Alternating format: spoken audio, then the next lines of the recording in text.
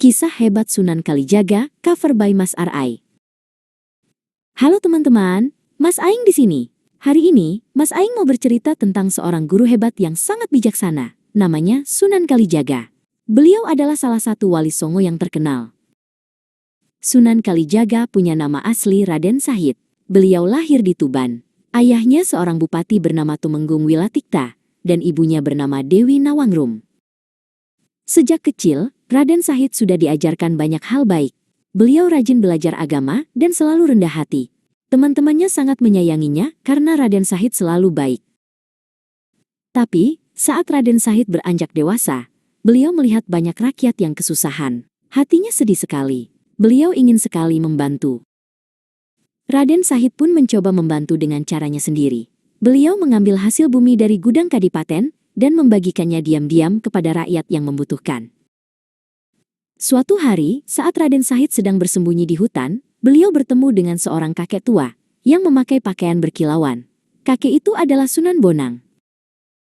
Raden Sahid ingin mengambil harta Sunan Bonang untuk rakyat, tapi Sunan Bonang tahu niatnya. Sunan Bonang menunjukkan kesaktiannya, membuat Raden Sahid terkejut.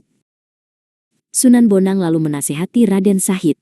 Raden Sahid, kamu ingin membantu orang, itu baik, tapi caramu salah. Ada cara yang lebih baik untuk berbuat kebaikan.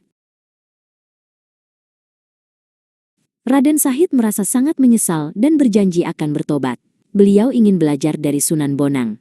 Aku akan menjadi muridmu guru, kata Raden Sahid. Sunan Bonang pun menerima Raden Sahid sebagai muridnya. Beliau memberi tugas kepada Raden Sahid untuk menjaga tongkatnya di tepi sungai. Raden Sahid menjaga tongkat itu dengan sabar selama bertahun-tahun. Dari sinilah beliau mendapat julukan Kalijaga, yang berarti menjaga kali, sungai.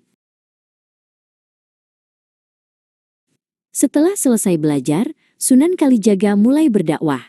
Beliau sangat pandai bergaul dengan masyarakat. Beliau menyebarkan Islam dengan cara yang lembut dan mudah diterima. Sunan Kalijaga suka sekali menggunakan kesenian tradisional seperti wayang kulit. Beliau membuat cerita wayang yang berisi ajaran Islam yang baik. Saat Sunan Kalijaga pentas wayang, beliau tidak meminta bayaran. Beliau hanya meminta penonton untuk mengucapkan 2 kalimat syahadat. Hebat sekali ya!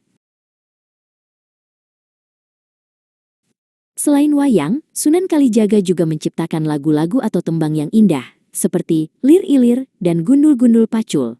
Lagu-lagu ini berisi nasihat kebaikan.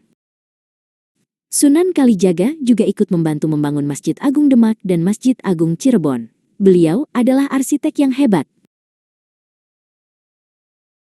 Beliau juga menciptakan baju takwa, yang sering kita lihat. Baju ini adalah simbol kesederhanaan dan kebaikan. Sunan Kalijaga mengajarkan kita untuk selalu rukun, menghargai budaya, dan menyebarkan kebaikan dengan cara yang damai. Beliau adalah teladan bagi kita semua. Mari kita contoh semangat Sunan Kalijaga dalam berbuat baik dan menyebarkan kedamaian. Nah, itu dia cerita hebat tentang Sunan Kalijaga.